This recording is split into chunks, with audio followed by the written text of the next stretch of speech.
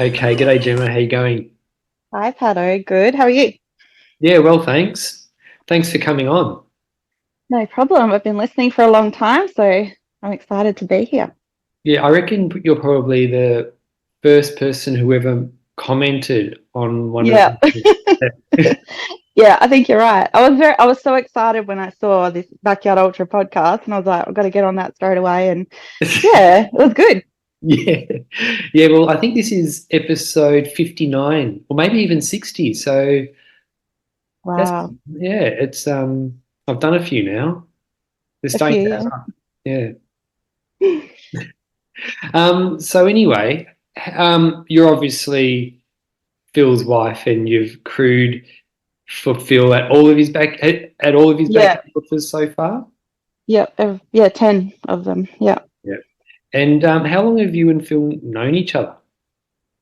Um, we got together, I think it was end of 2009, so about 14 years. Married for 12. Um, yeah. He was a little bit different then. Yeah, yeah, because he wasn't running at all, was he? Not much at all, no. Not like he is now. Yeah. Um, and his first backyard ultra in 2020 at Birdies. Did you yourself know about much about backyard ultras before that race? I think I'd heard of them, but I don't think I really understood them. Yeah. Um, yeah, I think I may have. I like to do a bit of research and I like to have a bit of knowledge about things. So I generally will, yeah, I'm pretty sure I went on and Googled beforehand and I think I went and watched a couple of documentaries. There was only probably two or three at that point in time, not like there is now, but I'm pretty sure, yeah, it may have even been after birdies. I'm not sure, but yeah, I had a very basic understanding of what a backyard ultra was and how long it would go for. Yeah. Because I understand that you were not at that race from the very start, but what hour did you arrive at Birdies? So yeah, I wasn't there from the start because I was working. It was a Friday. I was working, and I pretty much finished work at 2, grabbed the kids, and we drove down to Birdie's, which, as you know, is about a 3-hour drive. So I think the sun was just going down. It was about 5:30, 6 o'clock when I got there. Yeah, yeah, on day one, yeah. Yes, yeah. Yeah, yeah. And we know that you and Phil are famous for your race plans. And this is but this race you had no plan, is that right? No, no, no plan. I didn't know what was. I had no idea what was going on. All he said to me was, "I think I can run for 24 hours, and then we'll see what happens after that." And I was like, "Okay, 24 hours. Wow, that's like a whole day. That's a long time." Which seems ridiculous now, but yeah, that was the plan. Just I'm gonna run, and if you can just feed me and help me out in whatever way, because I'd only crewed for him once before that, and that was a 12-hour race. I loved that, so I was happy to jump in again. But yeah, I didn't. Yeah, had no idea what I was going to do exactly. Um, 'Cause I did ask Phil when he was on last a bit about that birdies race, and I was wondering, like, from your perspective, like, because Michael Hooker won that race, I think it was Yep. 39 or 40 yards that Hooker ran. But from your perspective, if Hooker wasn't there and Phil won in like 32 or 33 hours, would he be the same runner as he is today, do you think? Yeah, Hooker won in 40 hours. Phil did 39 and crawled to the start to try 40, but it didn't really happen. Um, Look, I don't think we've talked about this quite a bit, and I think you definitely learn more from the races that you lose, or you're the assist, or you don't finish as the last one standing. Um, and that's definitely true after Biggs. Like, um, yeah, it sucked that he didn't win, but 100% you, yeah, learn so much more. And after, I just think if Michael Hooker hadn't been there and Phil had a run to 32, 33, I just don't, I think he would have just gone into Hurdies with the same. or with no plan. I don't think he would have changed much. I think he would have just gone, oh, well, I won that. I must be all right at this. And we'll go into Hurdies and do the same thing. And as you know, that's not what happened. He completely just focused and he was completely driven. And like Hurdies, he completely changed everything. So, no, I definitely think, you learn a lot more when you're challenged and pushed and, don't win. Yeah, those two documentaries on YouTube are so good that follow that progress from that first one at Birdies that Hooker won, and then the next race at Hurdies, and you see the race plan, everything is done to plan for it. It's I recommend everyone watch those two docos because they're really, really good. Yeah, the first Birdie's Backyard, and then Unlimit. Yeah. Marco did both of those and did such a good job. Mm. Yeah, both good docos. So at around that stage where Phil ran at Birdies, from what I can see, he'd run in 4 ultras at that point, and he was getting good results, but he hadn't actually won a race yet. Did you know or have a feeling about how good he could be? Yeah, I did. Probably more than he realized. I think it was the year before he did the 12-hour race, and he'd never done anything longer than, I think those other ultras you're talking about are probably the 6-inch, which is like 47-ish Ks, which Phil wouldn't consider an ultra. But after he did the 12 hours and just watching him just keep going and going, and everyone else is falling down and quitting, and he just, was just so focused. I thought, I think maybe he's found something, that he's really good at. So I kind of had a feeling then. I obviously at that point did not expect that he would be a world record holder one day, and would go to the US and go to the world champs, like, because that wasn't quite on my radar at that point. But I knew he had something for sure. Yeah, because at that 12-hour race, I don't have the amount of Ks he covered in that time, but it was a lot, and whoever beat him had an amazing performance. Yeah, so John Penzie won that one. I think he did. Oh, I think he did over 130. I don't know, maybe even 140, and Phil did 123 maybe. Which for first 12 hours, pretty good, and on trail as well. So yeah, it was good. Yeah, is that race called the Light Horseman? Yeah, Light Horse Ultra. So they do that year. It was 12 hours was the highest, but now they do a 24-hour as well. Yeah, and they do a 3 and a 6. Yeah. Yeah, cool. I want to come over and do that one day. I reckon it looks so good. It's a good one because it's held like Anzac Day weekend. Yeah. And there's like the dawn ceremony, and it's all, they raise money as well. And it's a really good event. I actually did it 2 years ago, the 24-hour, and I'm signed up to do it again this year. So it's great, even for people like me that aren't fast. It's a really good one. Yeah. Yeah, awesome. So when you started running, did you know much about running yourself? Not really, not apart from, doing 100 meter or 200 meter at primary school. No, not a lot. And so after Birdies, how long did it take for you and Phil to start planning for the next one? Did you know straight away that this was going to be his thing and you guys were just going to go all out? No, not really. It's funny because at the end of Birdies, I mean, he couldn't even walk. He was a mess. He had to be carried off the finish line, and this just after he finished, I think it was like 1 o'clock in the morning, and then we all knew this storm was coming in. Anyway, the storm came in, it hit, and the next morning it just kept going. It was freezing, the winds were insane, and we had 2 cars with us. We had my car, because I'd driven down from work, but we also had his parents' like camper van because we needed something to sleep in down there. And the next morning he was so stiff. He's like, I don't think I can even like change the gears. I'm not going to be able to press the clutch. What are we going to do? I was like, oh, we'll just wait it out for today. Maybe we'll go home later tonight or see how you feel. Anyway, my best friend Cass and her husband Nathan, who come and crew for us sometimes, they drove down. They offered to come and drive down and pick us up. So yeah, Nathan drove the caravan home and I drove the car home. So I wasn't in any mood to do that again. So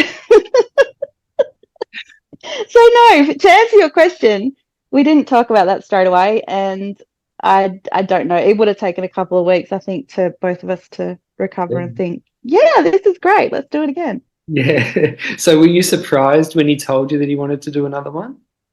No, No. no, no, not at all. Oh, you know how it is. You do Yeah. one and you get addicted. Well, it's so good, and then Yeah. yeah, and you go, yeah, I'm never going to do this again. And next thing you know, you've signed up to another three. Yeah. That's what Tim Kaprizak said in the Dead Cow Gully doco. He said a normal ultra, he can't wait to do another one. But when he does a backyard ultra, he says he never wants to do this again.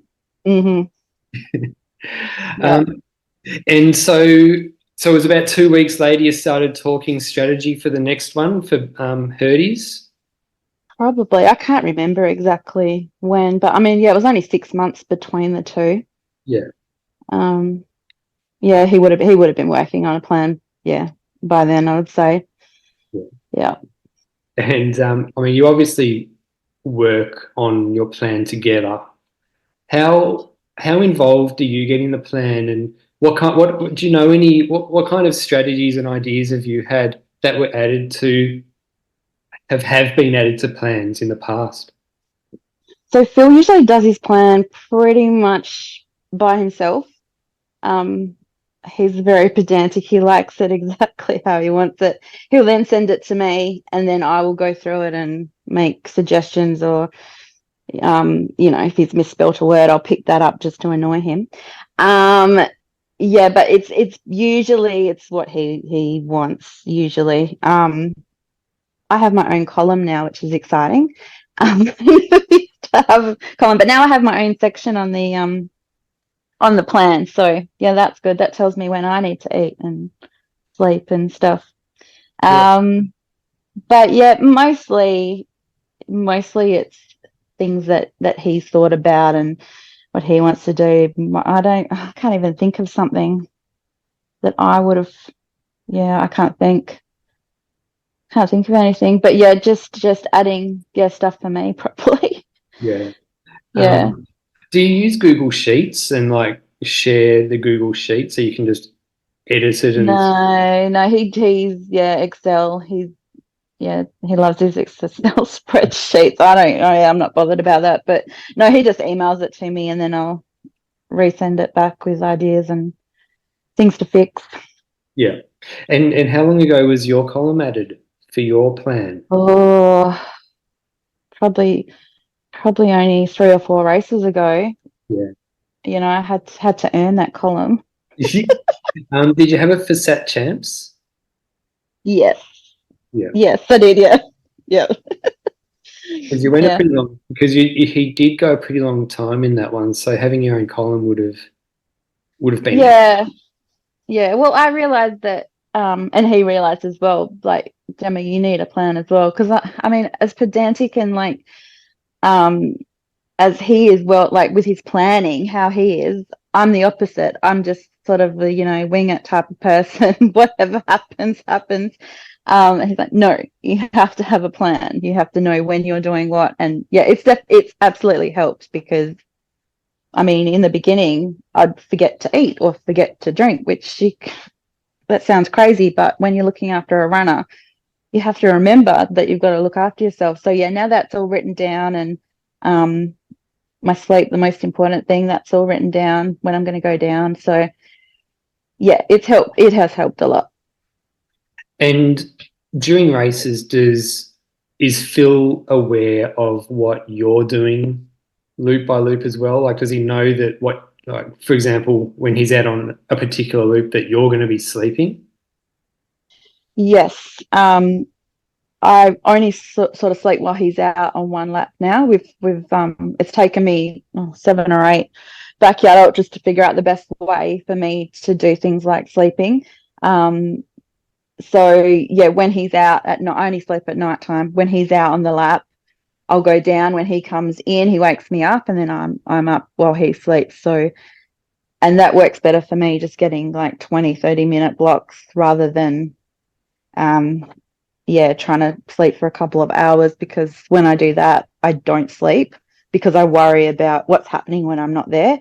I Yeah. like to be there every hour. Yeah, right there. But yeah, he knows exactly. He knows he has got that plan like memorized in his head.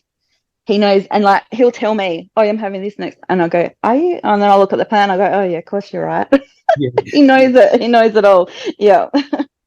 So, for example, if there's a loop where you're going to be sleeping and he's out, will you? I mean, I know because sometimes you'll have more than one person crewing him. So, if he Mm. needs to make an urgent call and he knows you're sleeping, does he know to call someone else? Has that ever happened? Like he's had to call? No, no, that's never happened.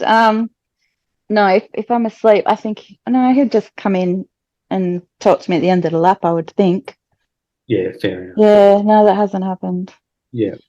And back in 2020, I mean, in the last probably 2 years, Instagram's gone off and social media's gone off. So, and I know that Phil does keep on his Instagram account, post photos and videos and stuff like that. So, when did you start doing that at the races?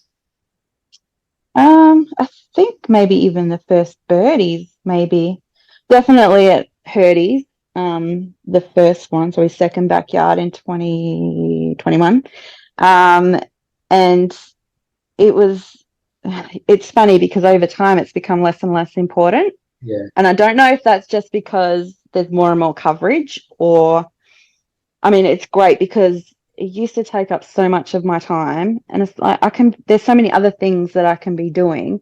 So over time, we have like cut it right back to the point. I think even we outsourced it to Gabby for Biggs. She did a bit of the socials on there. But yeah, I used to think it was important, and Phil used to think it was important, but really, the most important thing is looking after him and his race. And so we've really cut back on yeah, that. And I mean, I used to have people like message me during a race and say, "What's going on? I haven't seen a post." And it's like, leave me alone. No, I wouldn't even say that. Yeah, I would try, and I felt that pressure of like trying to keep everyone updated. yeah. But I don't feel that anymore. So yeah, I'm not sure if it's just because I've realized it's not important, or if it's because of obviously the coverage. I mean, with Biggs, no one had to do anything else, did they? I mean, Yeah. just turn on the live stream. So yeah, I mean, Um, he does most of his posts. yeah, I mean, pretty much at every backyard ultra now, there's one person who is just there and just going crazy. Like at the Sat Champs, Tim Walsh was there and he Yeah, was doing a really good job. yeah. Um, at Dead Cow Gully, Adam Keane, Aerobic Hmm. Edge, he was Hmm. going crazy and he was doing a really good job. Yeah, I was just stealing all of his content. It was Yeah, great. yeah, just reposting. Yeah. Yeah, yeah, yeah. That's all you need to do, isn't it? Mm.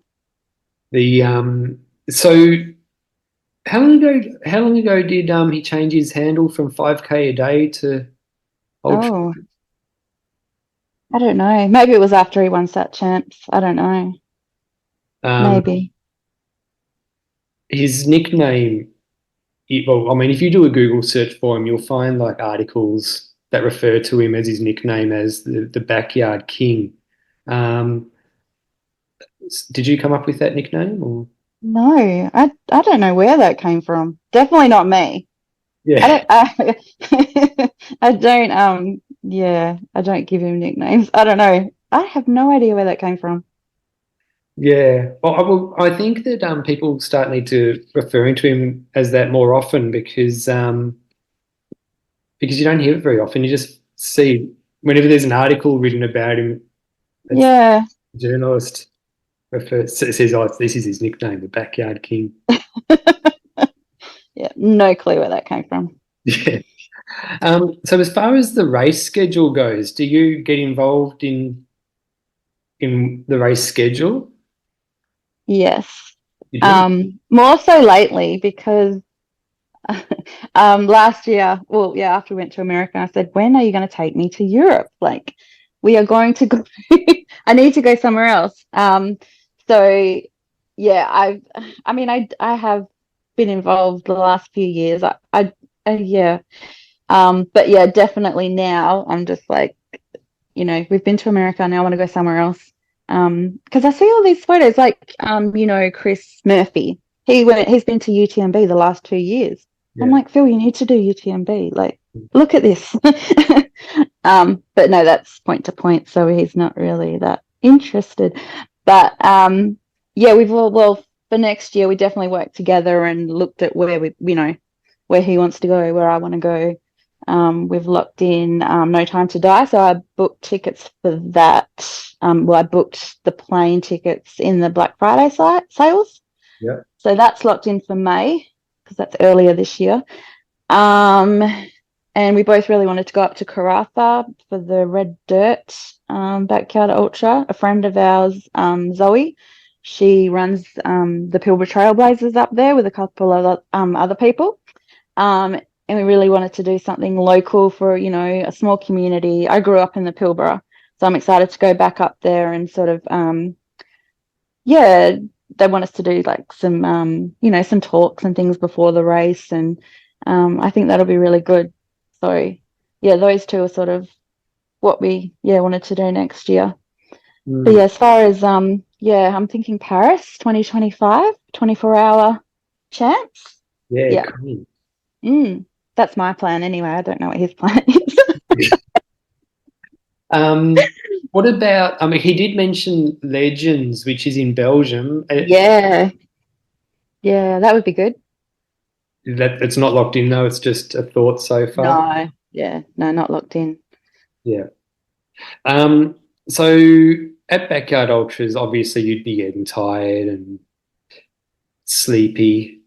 How do you stay so positive and encouraging when he comes in? Um, I think I'm just sort of like that most of the time anyway. I mean, yeah, it does get hard as the race goes on. But I try to just get that out during the lap. Like if I need to have a cry or whatever as you go through that emotional roller coaster, I try to deal with that while he's out running. And then, he's in for 15 minutes and it's just, happy faces on and, it'll be positive. And yeah, that's just how I sort of deal with it. Yeah, you gotta put on the happy face for the runner because you don't want them to be worrying about anything else that's going on. So, Yeah. um, yeah, sometimes it's hard, like it's not always easy, but um, yeah, I managed to do it somehow. Yeah, because I mean, if you're a runner and you come in and your crew are giving like vibes that they're not having a good time, then Mm. you might start thinking, oh, I might stop because they're not enjoying it anymore. Well, yeah, that's it. You don't want to give them any reason to stop. Yeah, Absolutely none. Yeah. yeah.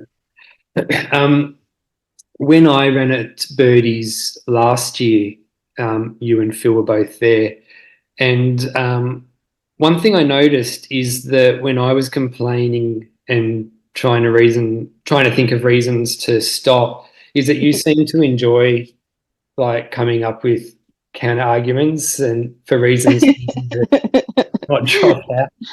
Um, so yeah, I mean, it did look like you enjoying that side of things. So yeah, do you? Yes. Yeah, that's good fun. I find the whole thing just fascinating. Yeah, Like watching you guys run, and it's just fascinating as time goes on, and watching how your mind's working, and like you're making excuses. You're trying to figure out a way out of this, and I don't know. I just really enjoy that. Just pushing, like pushing you guys to keep going. Um, I don't know. Maybe it feels a bit unfair because I don't actually do the running, but um, yeah, I don't know. I just love it. And then it's so easy. Like the longer you've been running, the easier it is to like just change your brain. Like it's so malleable, your brain. I can just go, no, no, no, do this. And then something just goes, okay. I don't know. It's really cool. Has being involved in backyard ultras, like, I mean, I can imagine it would have changed your life quite a lot because, like, you're really like involved in them now. Has it brought out a side of you that you didn't really previously know existed? Um, I guess it's probably made me more confident. Um, I guess that's, I don't know. I used to be very quiet, which people will find hard to believe. But like as a kid, I was always the quiet, shy one. It probably wasn't until maybe like parkrun, probably, when I had to actually get up and, as a run director, get up and talk in front of people. Before that, I would never do it. You wouldn't recognize me, Pato. And then I'm serious. And then yeah, I don't know. I sort of found my voice, and then I feel like I sort of stopped worrying about what other people thought. Does that make sense? Mm. Um, and I just try and be myself now, I guess. Um, and I found that, yeah, I could talk to people, and people, listen, and people, I don't know. It's been a weird journey. Oh, that sounds so cliche. But yeah, I feel like I've sort of, yeah, just become more confident, come out of my shell more.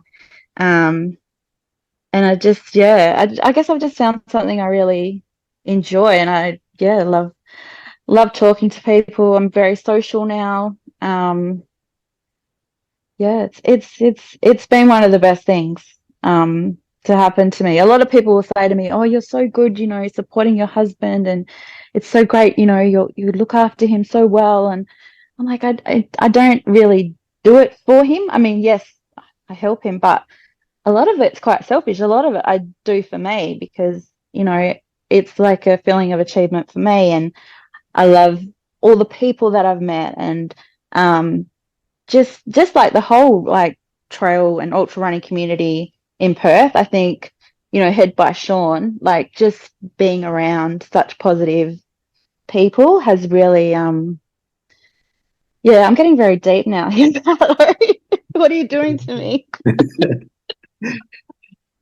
But yeah, the short answer is yes, it has changed my life a lot.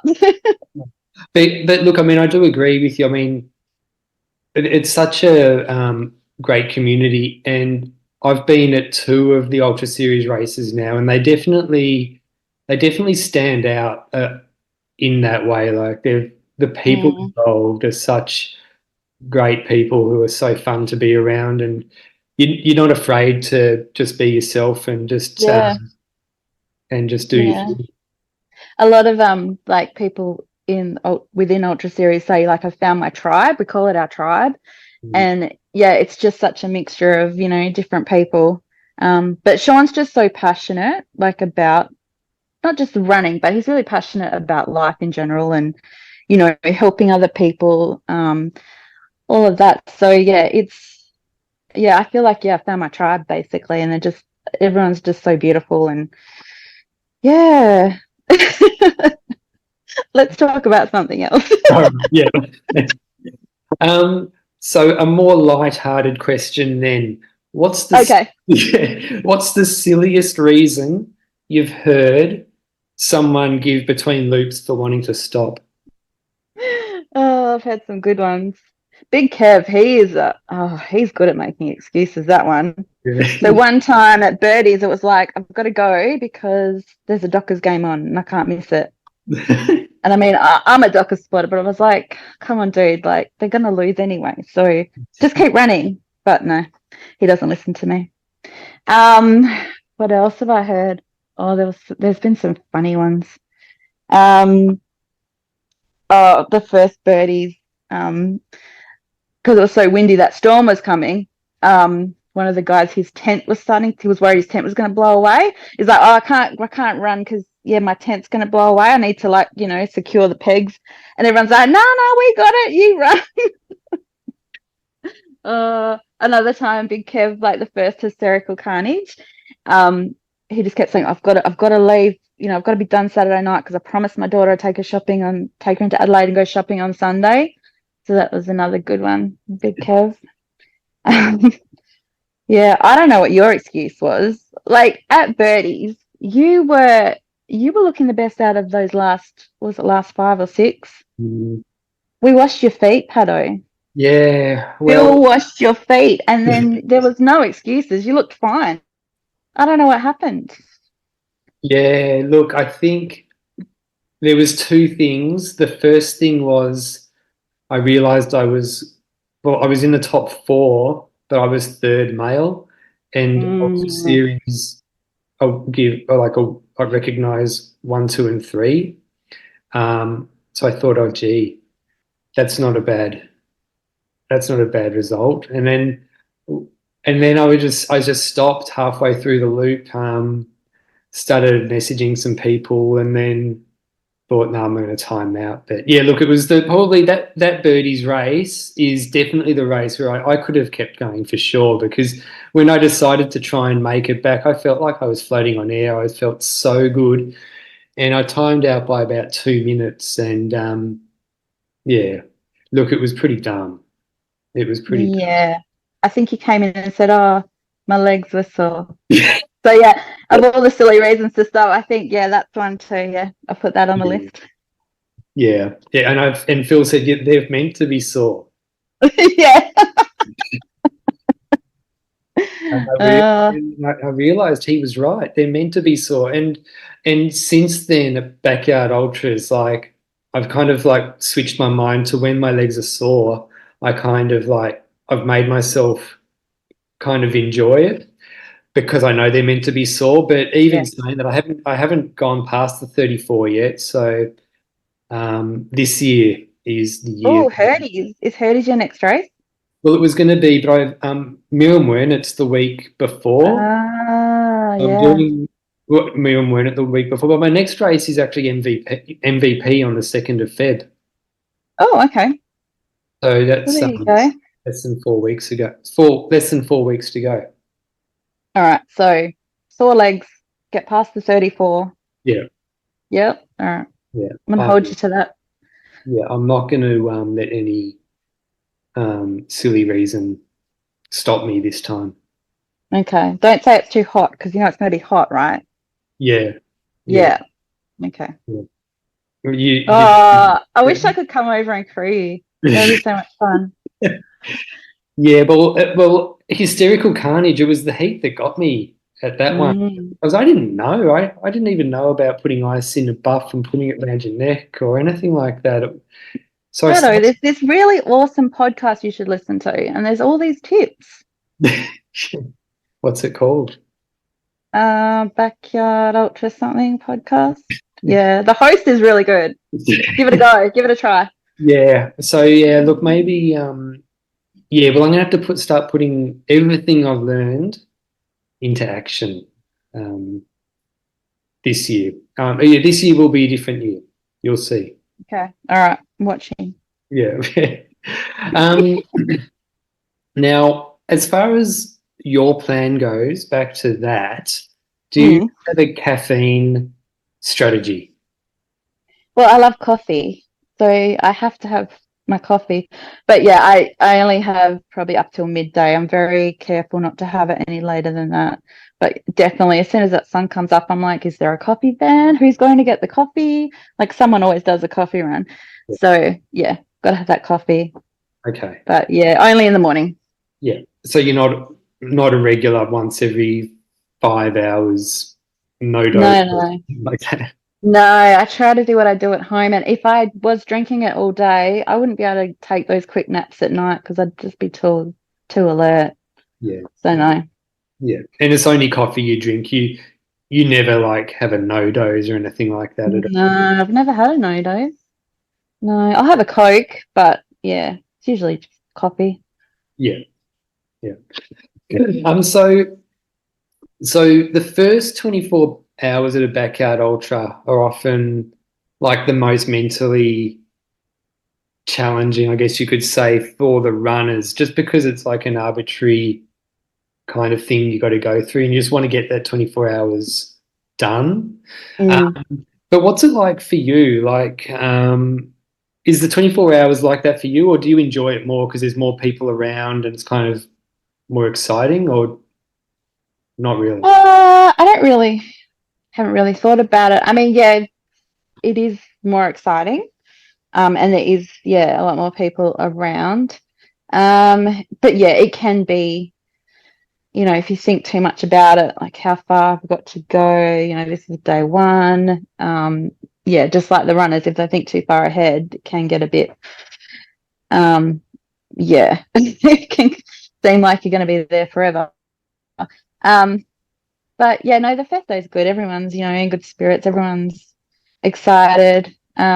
It's always hard to sleep the first night though, because especially at Hurdy's last year, it was like a party atmosphere. It was, there was like 300 people there, and it was just Yeah. crazy.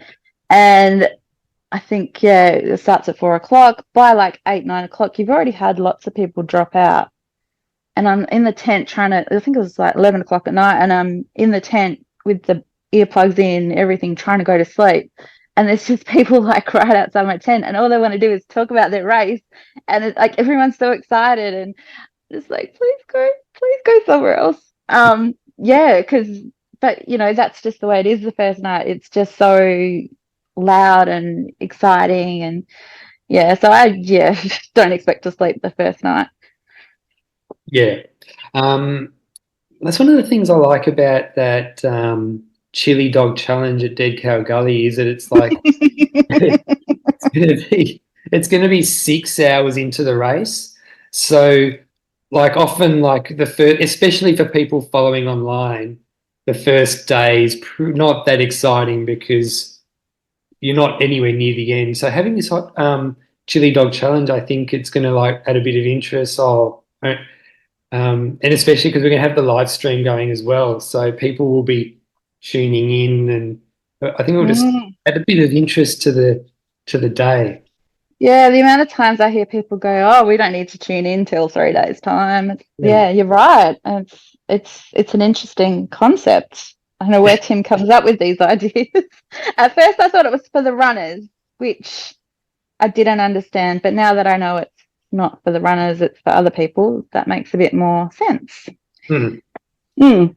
Well, he comes up with some really good ideas, Tim. And Ben Nichols, he mentioned to me he's Tim Walsh is the Elon Musk of the backyard ultra world. Oh dear. So, are you going to take part in this chili dog challenge? Yeah, well, I'm going to be there, so and I think it will be a bit of fun. It only goes for 3 minutes, so it's not like I'm going to kill myself. And I just won't have breakfast, and I'll just see how I go. Okay. But I posted it on Instagram, and my sister and my mum are like, "Don't do it, don't do it." But no, I'll do it. Why not? Yeah, Free lunch. yeah, yeah, that's right. Um, so what would you say are some handy skills to know or learn before crewing at a backyard ultra? I think you need to know basics of nutrition at least, and hydration, and basic principles of what's happening to a runner's body while they're out there doing these things for a long period of time. It helps to know a little bit about anatomy and injuries and things like that. Probably a big one that I didn't know in the beginning was like you can pee blood, and if that happens, you need to stop straight away. Which obviously I understand that a bit more now. But yeah, as a beginner, as a first time, I mean, I've heard runners say, "Oh, I've got blood in my wing." It's like, yeah, that's not good, and they don't realize how serious it could be. Mm. So yeah, just yeah, medical side of it. You don't need to know everything. I guess basic first aid is good and that sort of thing. What else do you need to know? I don't know, just probably have an open mind about how long you're going to be there because you just don't know. Yeah. Yeah. Have you ever done like any short course or training in something like basic like massage or anything like that? I keep thinking I should. I definitely think it would be helpful. I know John, who's friends with Aaron Young, he did a massage course. Yeah. Um, I have been to Phil's physio with him before and just gone over like basic strapping, that sort of thing. But yeah, no, I probably should do a massage course. I think would be helpful, especially after what we went through with his leg at Biggs. I think that would be a good idea. Yeah. Um, when did the foot bath become a thing? I think it was that first Hurdies. Um, yeah, so 2021, his second backyard, he decided he would like clean feet. So it was obviously Phil's idea. Um, Of course. did did you practice giving foot baths at home? No. Really? No, I figured it out on the job, on the go. Yeah, cool. So that's pretty good because I would have thought you would have practiced for sure. No, I can give a foot bath. I've had 4 kids that know how to Yeah, bath yeah, people. So, yeah. oh dear. So Ultra Series are known for playing the same song 5 minutes before the start of each loop starts. Is there one song in particular that they play that like drives you crazy? Bird is the word, drives me crazy. Oh yeah, Especially the first year they did it, it drove me crazy. It's not too bad now. I loved it. I love the songs. I love having the songs there. yeah, The only the only bad thing is, so I don't know, sometime after Hurdy's, which you know the song is Nancy Sinatra's, These Boots Were Made for Walking. yeah, I actually was in Woolworths, just doing my shopping, and the first few bars played, and I like jumped, like I literally jumped and went, "What? What am I supposed to be doing? Oh, hang on, it's all right." So yeah, they stick in your head, that's for sure. yeah. Yeah, I mean, I like that whole song concept because sometimes when it starts playing, like 5 minutes actually feels like a pretty long time. So you think, oh Yeah, yes, I've still got 5 minutes till the next loop. Well, yeah, you got four because I like to get up at the 1 minute mark now. So 4 minutes I can stay sitting down here for. That's pretty good. yeah. It's funny because when I think the first, no, he didn't do it at the birdies, but the first Hurdies, we'd hear the song and we'd all get up and Yeah, like be 5 minute warning, but you know, you'd wander to the corral. I mean, you've got a lot of distance to cover at Hurdies anyway to get to the corral, but it's just funny over time. Like now you'll notice runners don't get into the corral until like the last second. yeah. Whereas back, a few years ago, the corral would be full with like 3 minutes to go. Mm. So that's interesting how that's changed over time. But yeah, now with the song, we just don't move. Do you think that people used to go into the corral early to like look tough and like look like they were still strong, or do you reckon they just got there because they didn't want to miss the bell? I think it was just not wanting to miss the bell. And I think it's funny because if you're at a course where there's like I don't know, hysterical now, but the original course, like the start and the finish were one and the same. Mm. So that's easy. But with Hurdies, you've got 200 meters between the start and the finish line. You've got so many people to get through. So I think in WA especially, and with birdies as well, you can have to walk quite a way. But I think in WA it was just like, well, it's going to take me 3 minutes to walk to the start line. So I think that's probably, yeah, why that everyone would get up at the 5 minute song. I'm not sure if you know or not, but I'm not sure if you will know the answer to this question, but because the Sat Champs are at Hurdy's this year, Do you know if they're going to design the course so there isn't that 200-meter gap, so the start and finish are Of close? course I know. Oh, cool. No, so yeah, Sean's looking at a few options. But he definitely wouldn't want to do that to, the team at Sat Champ. So it possibly will be an hour and back, I think. That's Oh, that really? the last time I spoke to him. The last time I spoke to him, that's what he was talking about. But yeah, obviously it's not set in stone. I don't know what he's currently thinking, and I don't want to speak for him. Yeah. But yeah, he was throwing around ideas, but yeah, definitely don't want to do that to the Australian team and make them have to walk further. Absolutely not. Yeah. No, he'll do everything in his power to make it as easy as possible, for sure. So there's no way of shortening or going a shorter Mm-mm. way down the lake. So Not unless you get on a kayak or something. There's not really. I mean, you can cut out a bit of the trail section, but it doesn't save you much. It still would be, too far. yeah. So as far as crewing at Backyard Ultras, what's your favourite thing about it?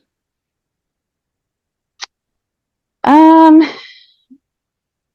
Definitely, well, the people and the social side of it, the fun of it, watching people push themselves and achieve, new PBs or whatever it is. It's just a great environment to be in. Yeah. Yeah, that's probably the best thing about it. And the traveling. I like the traveling bit. Yeah. Yeah, I've liked that, the travelling bit too. I mean, last year I went to Queensland, to Dead Cow Gully, WA for birdies, SA for hysterical carnage. So, and we loved it, jumping in, Mm. hiring a van. It was really good fun.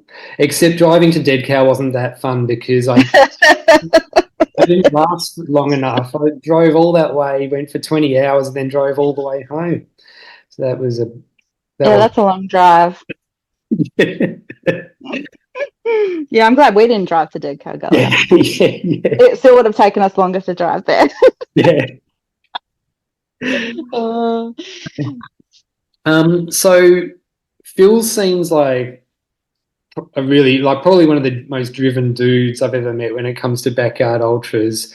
And I can't imagine him getting too down during races, but do you have a plan of what kind of things to say to him when when he says, I don't even know if he's ever said he feels like stopping, but do you have a plan of what to say when he does?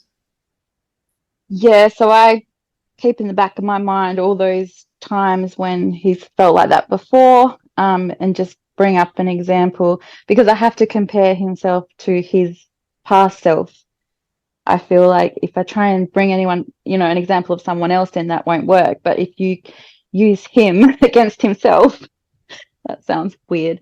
But yeah, just remembering other times when he's been down or he hasn't felt right or he's out of pain or whatever it is. But yeah, you're right. There's not a lot of times that I don't know if he's ever said to me, actually, I want to.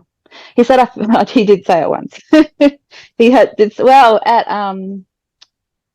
um at Biggs. He said, I feel dizzy. I think I should stop. Right. That's the only time he's ever said that, really, I think.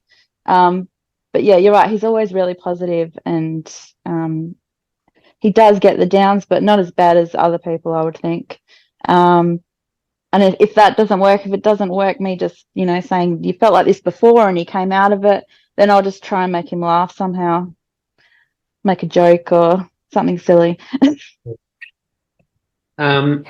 So when when I had Aaron Young on the podcast, it was almost 12 months ago now. He said that he responds well to being verbally abused by his crew when to help keep him going. So have you tried that approach with Phil, or do you think that approach would work with Phil? I think abuse is a strong word, though. I remember, I think maybe Aaron knowing Aaron, he means like you're just having a harsh word with him. I don't like the term verbal abuse. um, but yeah, look, I am very like this. You're going. Don't argue with me. Just go. Like, Mm. yeah, there's not verbal abuse, but yeah, just being very what's the word? Just being very strict, I guess, and forceful and to a point without being abusive. Yeah. But I remember that episode with Aaron, and I think he actually mentioned my name because I think that was the first. That's when I first met him when it was like one of his first backyard ultras, and he liked that I just said, "Stop whinging, get out." I think I actually said, "Stop whinging because I don't want to have to. You know, I've already got a husband. I don't want to nag another man. Just get out there." Yeah, So yeah. yeah. And that worked well for him by the sound of things. Yeah. Yeah. Because Um, the problem is if you've got like your, some partners or your mum or your sister or, they can be like, oh, yeah, you don't look too well. Maybe you should stop. And that's the last thing you need at a backyard ultra. You need someone that's just going to go, I don't care yeah, if you're bleeding from your chin. I don't care if you're dizzy. Just go. yeah.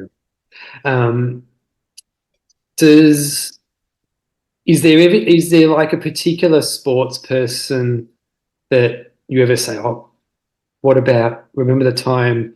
I don't know if he follows football. Does he go for the Dockers as well? Oh, yeah, not really. No, Oh, he's not into any sport really. Um, No, I could say, yeah, think about Goggins and what Goggins. oh, really? Yeah. No, I'm only joking. I wouldn't bring up Goggins. That wouldn't go down well. If I was in a funny mood, I might. Yeah, I Yeah, might save that one actually. yeah, Yep. yeah. Maybe, Carry the boats. yeah, maybe when it's not too deep. Yeah, maybe. Yeah. Yeah. Um, Yeah, because I respond well to that stuff. Like I'll think of like Dermot Brereton in the '89 grand final and stuff Hmm. like that, and that will fire me up. Yeah. Okay. I'm actually thinking about printing out a picture of Dermot Brereton in the '89 grand final. You're Hawthorn supporter, are you? Yeah, yeah, Yeah. Okay. having it pinned up on my wall in the marquee. Yeah. He was tough. Yeah, Yeah. yeah. What do you think is the most underrated or underutilized backyard ultra strategy as far as crewing is involved? Oh. Hmm. Um. I don't know. Maybe multiple crews. I mean, a lot of people do have multiple crews, but I know a lot of people who do it solo. I mean, it's good if you can switch out and go and get a sleep and that. Trying to think. I don't have a good answer for you. What Oh, What were you thinking? well, I didn't know, but now you say multiple crew, I think that is a good one because your runner like has peace of mind that his crew is constantly getting breaks because they're on rotation. So it Mm, probably does add some peace of mind to the crew. And I guess if you've got more than one person crewing, they can throw around, and if they're all really good as well, like they can all throw around different ideas and different motivation as well. yeah, yeah, for sure. Um, well, who are some backyard ultra runners that you enjoy watching? That's not Phil. I love watching the girls. I love watching my friends like Margie and Jess Smith. Um, I loved watching Amanda Nelson at Bigs as well. She was amazing to watch. Mm. But yeah, I think I love watching the women run and I love watching them take it up to the boys. And um, yeah, you need more women on this podcast, I think. You have a lot of men. I know you've had a few, but it's not very balanced, I don't feel. Yeah, well, Just look, just a tip. yes. Yeah, look, I'll start having more. I've got a short list, or actually a long list of guests. So Mm, I'll add more women. that'd be great. Thank you. Yeah, Because they are awesome. They're awesome. Absolutely. Yeah. I love watching them. yeah, yeah. Look, I mean, and Margie Hadley especially has had an awesome year, and Jess Mm, Smith won No Time to Die too. So yes. it definitely, um, they're definitely having a great year. I'm glad Margie's part of the Australian team. Oh yeah. Yeah. I love Margie. Yeah. She's just such a cool person. Yeah. Love her. And her, Jen who crews for her, she does it all alone. Mm. She's hardcore. Yeah. Yeah. Yeah. Yeah. But no, Margie's good, first person on the team. Yep. Awesome. Yeah. Took the silver ticket from you. Yeah, it's funny Uh, because the longer that race went, the less the silver ticket was in my mind, and the less I mhm. wanted that silver ticket. Yeah, look, I blame the heat, but this year's a new year, and I've still got other races to qualify. So, um, Excellent. yeah, I'm not going to let it get me down too much. Good. Yeah. So Biggs, it must have been exciting, like really, really exciting. And it sounds like a lot of people there, though, they got yelled at by Laz. Now, did you? Who told you? Did someone tell you? Oh, yeah. Yeah, I know okay. you. I wasn't going to say, if you said no, I wouldn't have said, oh, yes, you did. But Oh no, definitely not. Oh, it was terrible, Pato. It was terrible. Um, so yeah, it was the Friday and we're driving up, all excited, waited like 2, 3 years for this, and we had to park out the front of Laz's house, and then we had just dropped the gear and then drive a K down the road to where we could park our vehicles. But we came around the corner. It was like quite a sharp corner. And there's Laz's driveway. There's cones across the driveway. Okay, yep, we definitely can't go down there. But then there was another sharp corner, and I said to Phil, I don't want to park on the road. Like, there's two sharp bends here. Someone's going to clean up the car. And there was two cars parked, sort of next to where the cones were. So I thought, I'll just pull up behind this car because there's two cars already here. Obviously, they're dropping stuff. I'll just pull up, quickly drop it, and we can go. Laz comes, I can see Laz coming towards me. Oh, oh, it's horrible just talking about it. Yeah, he's walking towards me and he starts yelling, "Why would you go around the car?" I'm like, oh no, this is not the first impression I wanted to make with this great man.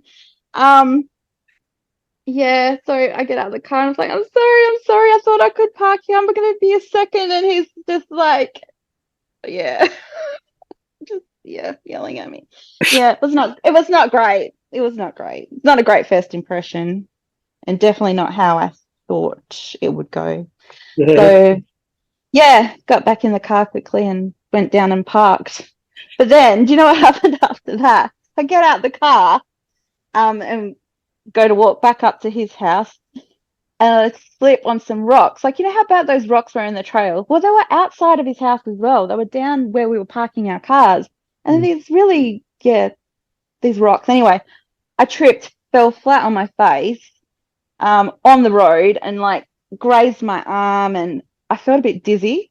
And John and Julie were there, Aaron's mum and his friend, and they're like, Gemma, just stay down on the ground because you're dizzy. We don't want to get you up in a hurry.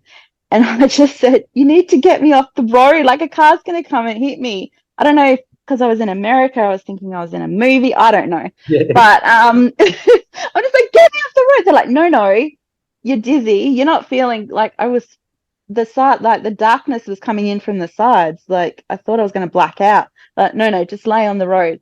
And all I kept saying was, get me off the road, get me off the road.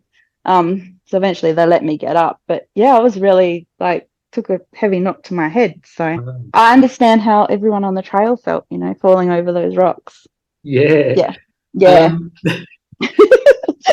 You love my stories. yeah. So now you bring up the road, actually, that makes me wonder, because there was none of the runners were wearing high vis. It didn't appear there was any signage on the road. So was there were you worried, or was any of the runners worried about traffic or anything like that, or was it not really anything to worry about? Yeah, no one was really worried. And I think after about 2 or 3 days, I realized why it was fine to just park on a tight, near a tight bend, because there was very little traffic. It was really just the runners. And any cars that did come down came really slow. So yeah, I didn't worry. I didn't think about it at all. I didn't hear anyone worrying about that. I didn't even think or realize they weren't wearing high vis until you just said that then. Oh, yeah. So yeah, yeah, strange. Yeah, fair enough. Yeah, yeah, running on the road always just makes me worried for some reason. It, Yeah, especially later on in the race, right? yeah. And especially when, like, you're in America, you forget which way the traffic's coming from and so on. Yeah, Yeah. yeah, it's hard. Yeah. So with that rule change, that with the late notice rule change allowing one crew member to change during the race, I know you did utilize that rule change, but now I'm wondering, is one of the reasons why because you hit your head and you wanted to have extra rest? No, no, it wasn't that bad. It was Okay. fine once. Yeah. Yeah, Yeah. it was fine later in the day. Yeah. No, Phil said at first, what about if we ask Emma and to do the first 24 hours? And my first reaction was, no, no, no. I've come all this way. I'm not missing anything. Yeah. I will have major FOMO if I'm not there at the beginning. But then, yeah, when I thought about it, it just made sense. Emma's like an amazing person. I knew that she would do the job like perfectly, even though she'd never crewed before. I don't think she's even ever been to a backyard ultra.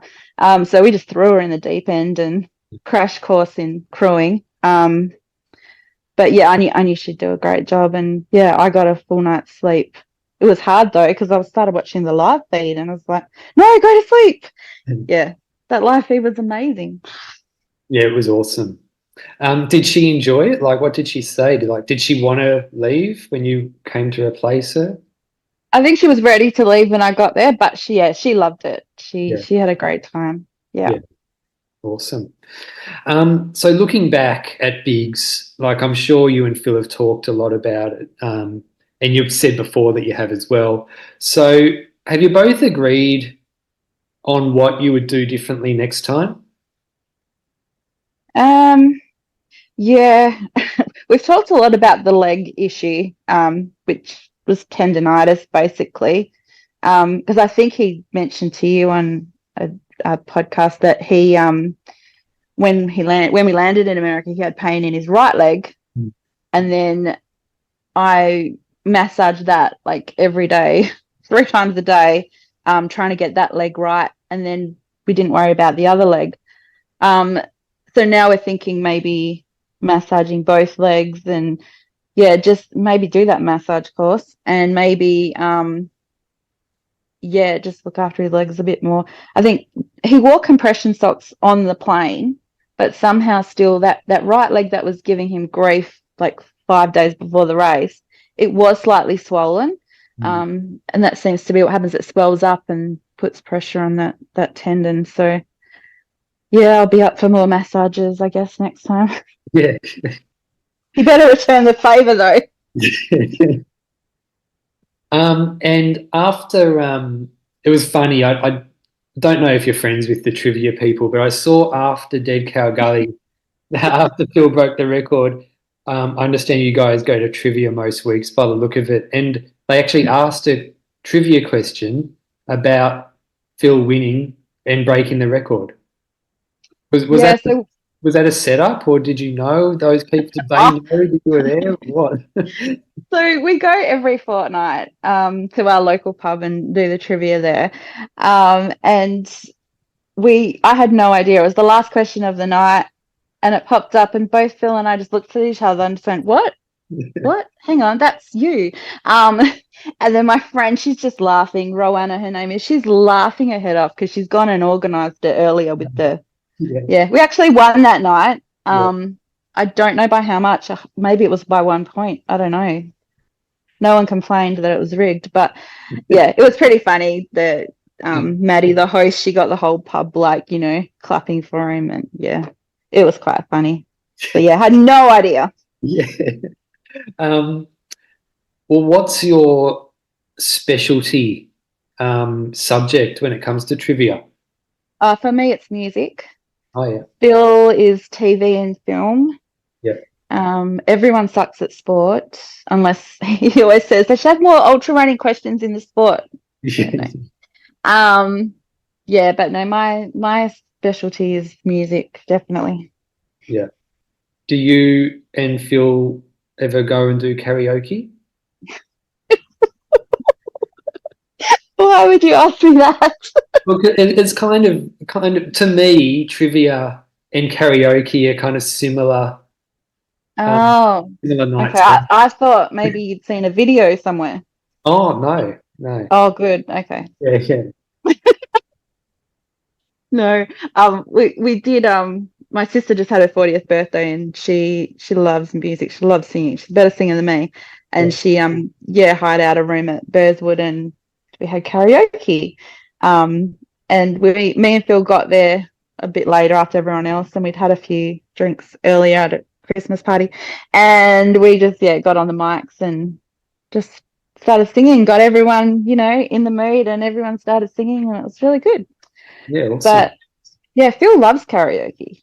Oh, He really? loves it. Oh, a few drinks and he's on the microphone, but he can't hold a tune at all. It's bad. What's his go-to song? Oh, he put on Nancy Sinatra. Oh, Terrible, yeah, terrible song. Yeah, it's permanently stuck in his head. yeah. Yeah. No, Um, I go for Whitney's Whitney Houston. right, okay. Yeah, Yeah, go big or go home. yeah. Yep.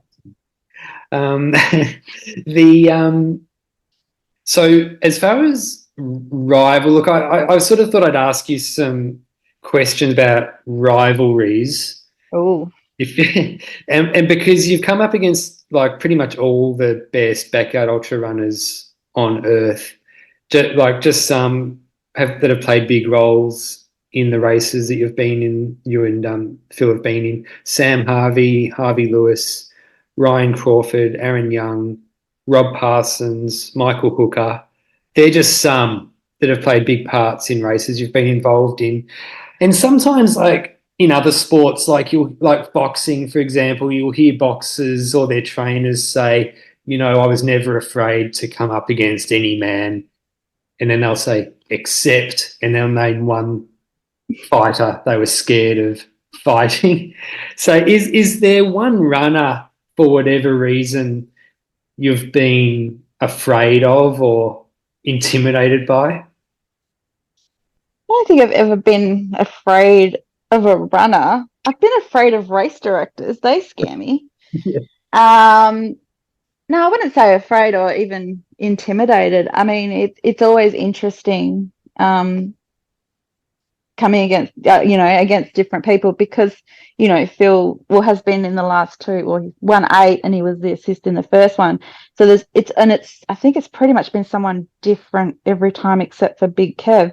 Mm. So it's different. It depends who it is, like a lot of those people you listed are our friends. So it's definitely not, there's no rivalry there really. Yeah. Not at all. I wouldn't say there's a big rivalry with anyone. I don't think. Yeah, fair. Yeah, fair. But sometimes you'll hear about mind games between runners. Um, but have you ever been caught up in mind games between crew? Possibly, but I will not divulge. Yeah, It happens. Look, it happens. yeah, yeah, Um, but it's all just part of the fun, I guess. When yeah, when the race is all done and it's over, everyone's friendly and whatever. But yeah. yeah, What about? I mean, you obviously don't have to name anyone, but I mean, you kind of answered the question already. But have there been times when you felt like other crew are playing games with you, yeah, yeah, and you just yeah. know? you just know. You just sometimes you don't realize till afterwards, but yeah, that's all I'm gonna say on that. Fair enough. Sorry. No, that's all right. No, that's a good answer. Um, do you think we'll ever see things reversed at a backyard ultra with you running and Phil crewing? Oh, never say never, but I can't see it personally. Yeah, Um, he's going to crew for me at Lighthorse, I think, if he's not running. yeah, awesome. Yeah, so I have to get the foot bath out and yeah, make him work.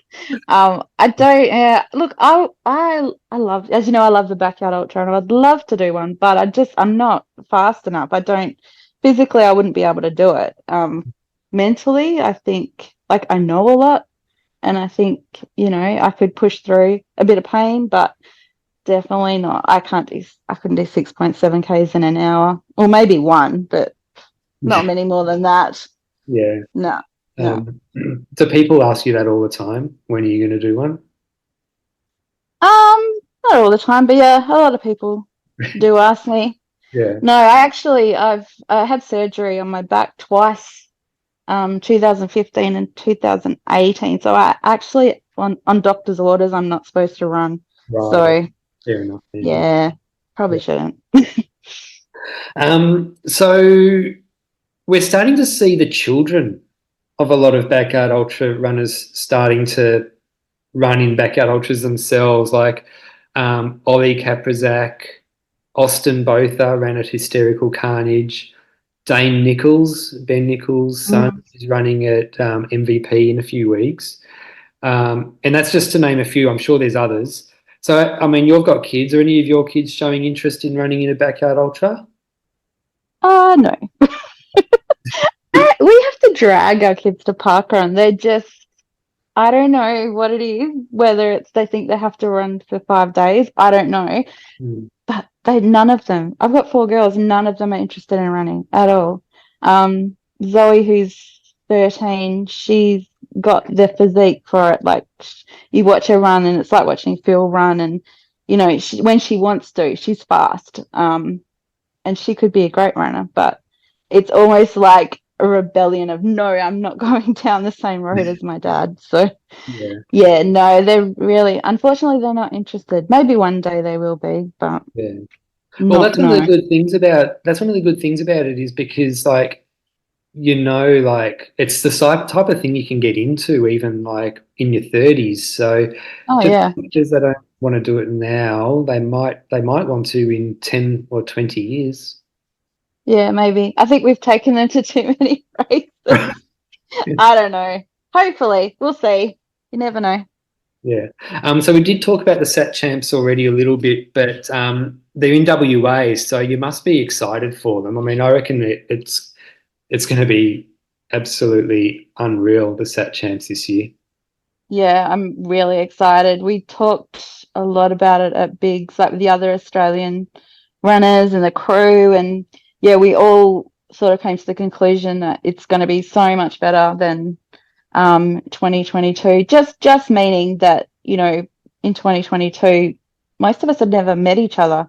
I mean, all the WA people knew each other, but it was the first time meeting Ryan and Tim and everyone, and now we're all like really good friends. So it's going to be very different. So excited I don't have to travel.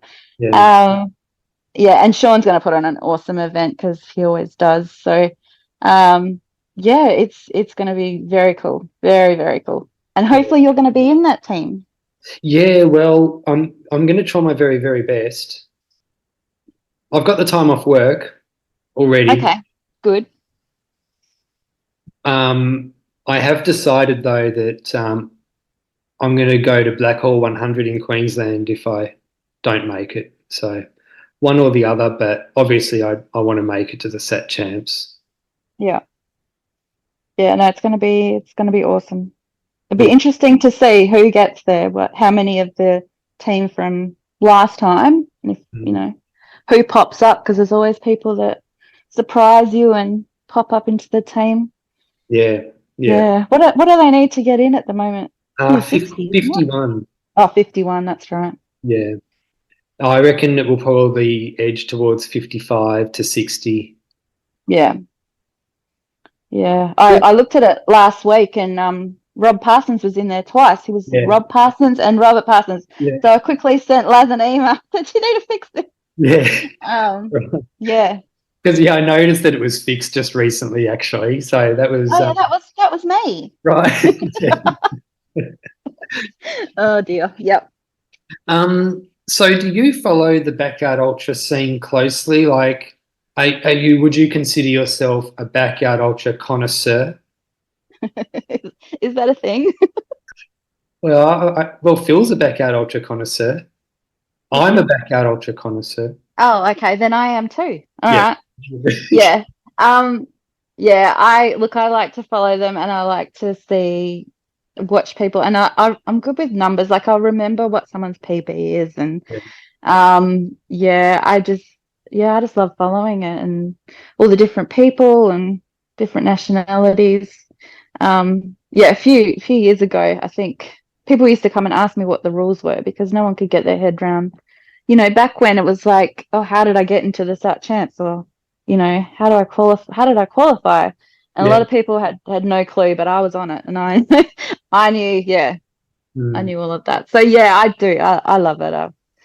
Yeah, live it, breathe it. Yeah, because last year at the Sat, or last time at the Sat Champs, people like qualified and didn't even know how they qualified. Yeah, yeah, People yeah. were running, Funny.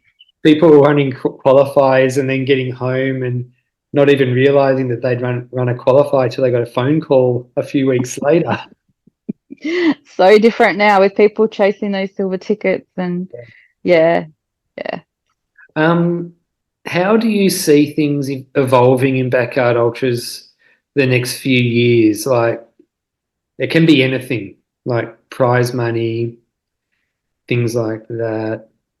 How Yeah. far do you think we'll see him go? Well, I think yeah, the big question is how far can they go? How many hours are we going to see? Um, yeah, it's a tricky one. It's really tricky. I mean, just well, we all know how fast this sport has grown, and we've gone from I don't know what's it, 50, 60 or something. In a few years that's doubled to what the world record is. So yeah, there's got to be a point. I think there's got to be a point where it just tapers off. Like I know we think humans are we, can we go forever? I don't think so. There's got to be a magic number somewhere, I think. Mm. I have no idea what that is. I hope it's not too much further because I mean, it's getting a bit ridiculous now. Like when we sign up for an event, okay, I need to take like at least a week off work. Like that's not a Yeah, race, that's like a lifestyle. yeah, So yeah, I hope it's not too much longer. I think a week would be more than enough. Yeah, I think people throw around numbers like 150 or 200 hours, and first of all, I hope not, and second of all, yeah, I worry that it will get there. yeah, yeah, yeah. Well, look, I mean, when you're watching bigs and see 108 get reached by Harvey Lewis, you realize how hard it is. Like you see those runners run till like that jivey bloke's just lying passed out on the road, and other runners getting lost on the trail, and just I reckon 100. It couldn't be too much further than 108. Yeah, I think it's going to go a bit further yet. Yeah. Yeah, I don't know. I think 200's a bit insane. I Mm. don't think it'll get there, but who knows? Yeah. This is the great thing about the backyard ultra. You just don't know. Yeah. We'll be listening back to this in a year's time and go, well, of course it gets past 108. Yeah. Yeah. Well, they hadn't even reached. I was going to say they hadn't even reached 100 12 months ago, but they had just over 12 months ago. But what about prize money? Do you see the prize money becoming a more regular thing? Yeah, that's another interesting one. It's strange because like Phil never started entering for money. Obviously, there wasn't any money, and yeah, it changes things a little bit, I think. But I mean, it's great that a lot of people are offering the money now. It definitely helps, but at the same time, like yeah, what are your motives? Like, yes, money is great. I don't know. I just worry long term, like what it's, how the sport's going to evolve and how it's going to change. How will it change because of money? I don't know. I guess we'll see. But yeah, it definitely doesn't motivate us to go to a race just for the money. Do you know what I mean? There's no guarantee you're going to win it. Yeah. I mean, even, Phil's obviously one of the top, if not the best in Australia. There's still no guarantee. So to spend that money and that time to go to a race just because it's got money rather than going to a race because I don't know, it's a different place, somewhere you want to go or whatever the reasons are. Just it's a tricky one. Mm. Yeah. The thing with the prize, what I think about prize money is that I don't think it's going to motivate people who are already doing it, like Phil, Ryan Crawford, James Blanton, people like that who are already doing backyard ultras and pushing their limit as far as they can go. I don't think it will make any difference to them, but I think it could attract people to do a backyard ultra who are really good runners already, but aren't interested in doing backyard ultras. It could get them interested. Like, for example, even people like Liam Adams, who's like one of the best marathon runners in Australia. If he did a backyard ultra, he would be amazing, I reckon. And he's like a full-time electrician. So if you can attract people like him, it's you're going to see some pretty amazing people doing backyard ultras who otherwise wouldn't have. And I think that's pretty exciting. Yeah. Yeah, I hadn't thought about it like that. And it'd be interesting to see like someone like Liam Adams, who, is a marathoner. How would he go in a backyard ultra? Do you Yeah. know? Yeah. Like, does it translate? Like we think he would be amazing. Do you know? I don't know. It's like when people say Goggins. Oh, I'm talking about Goggins again. I'm not a Goggins fan. Let's just say that. But people say, imagine if he did a backyard ultra. He would be amazing at it. Would he? I don't know. Like you don't know. I don't know if it translates. Yeah, well, look, I think all of his philosophies point towards a backyard. Like Oh yeah, he should be good at a backyard he ultra. should. Yes, I agree. I just think it would be interesting. Yeah, yeah, you're right. And the money would bring different people. So yeah, that's cool. Yeah. And what would your 3 tips for crewing at a backyard ultra be? My first would be like knowledge is power. Like you need to know everything about your runner. It helps if you're married to them, but if you're not, that's okay. Yeah, you need to know how they train, what motivates them, because you're the person that's going to push them and motivate them and get them out of dark holes during the race. So I think you need to know as much as you possibly can about your runner, but you also need to know everything about the rules. You need to know the rules inside out, because it's one thing for a runner to get disqualified, but as a crew person, that's like your worst nightmare. You just do not want to go there. Yeah. And with a backyard ultra, it's so easy. So easy. You simply hand off something to your runner as they're running out. Like we could all do it. And disqualification. So yeah, I think knowledge, gotta know everything. That's my first tip. Second tip. Should have really thought about this. Um, oh, what else? Oh, definitely look after yourself.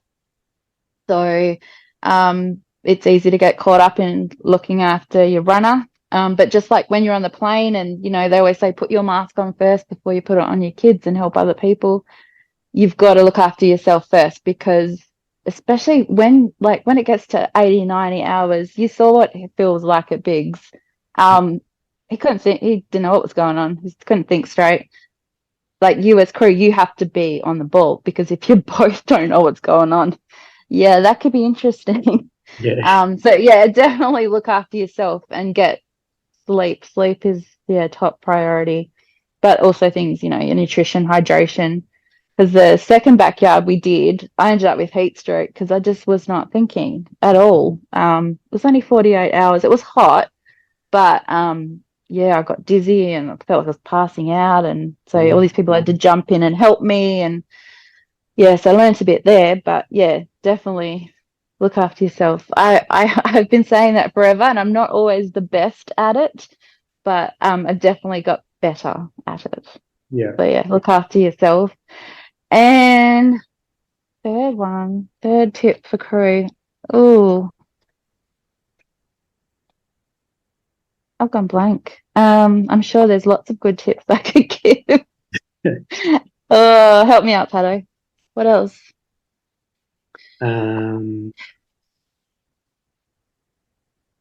Sleep. I just said that. Yeah, I don't know. Maybe third tip, just, oh, no. I don't know. Just have fun. You know Yeah. what? That's what I do. Like, just enjoy it and have fun. And yeah, Yeah, no, that is a good one. You're not going to last if you're not having fun. that's right. You got to Yeah. love it. You got to have fun. And yeah, for Yeah. sure. So remind me, what's the next backyard ultra on the calendar? Well, he's signed up for Hurdy, Oh, but really? he's also applied for the Asia Oceanic Championships, the 24-hour track at Canberra, Oh, which yeah. I think is it's like 3 or 4 weeks after Hurdy. So he'd have to pick which one, but depends if he gets, if he gets in the team or not. So Yeah. that's still a bit up in the air. He Could can't do.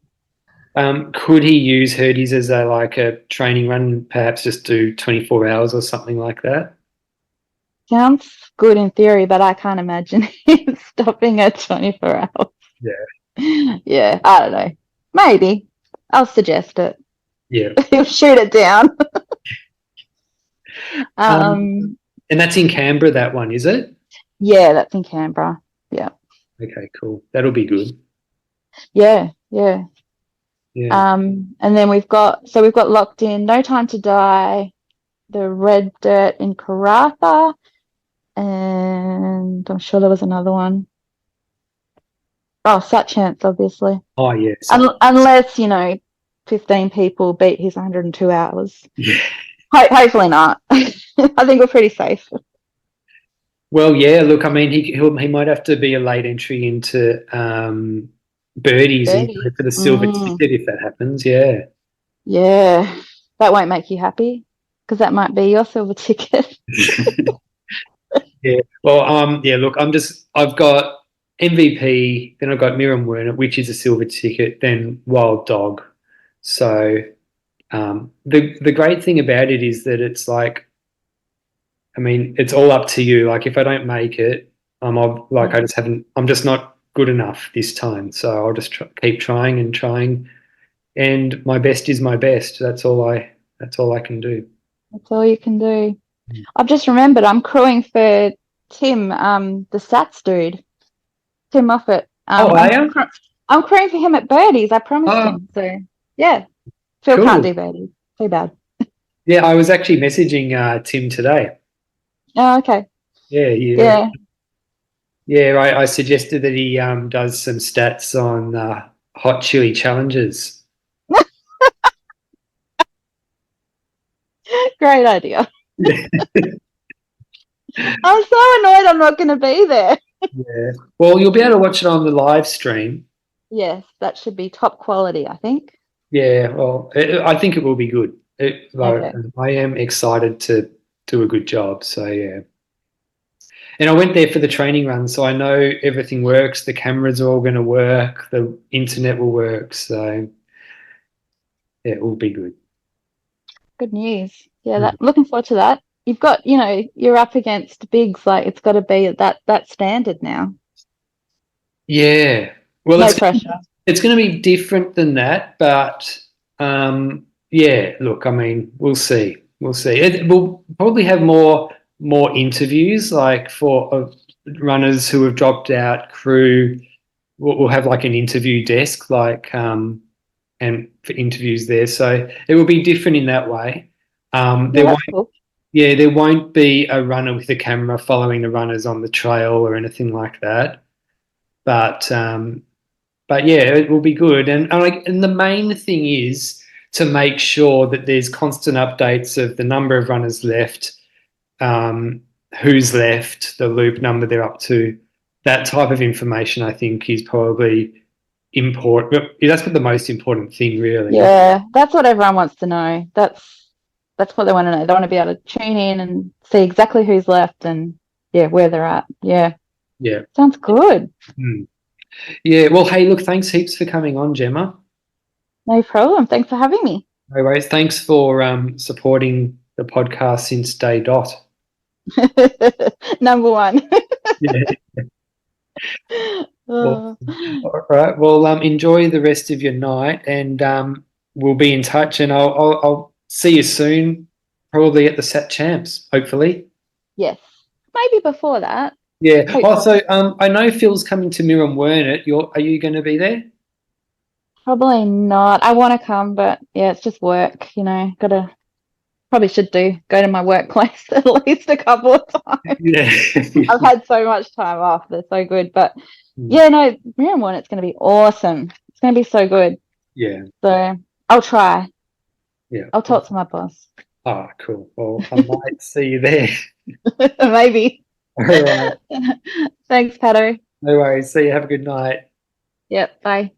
If you've enjoyed this podcast, it would be awesome if you could share, comment, like, subscribe, all of that. If you've got any feedback, shoot me a message. Hope you have a great day. See ya.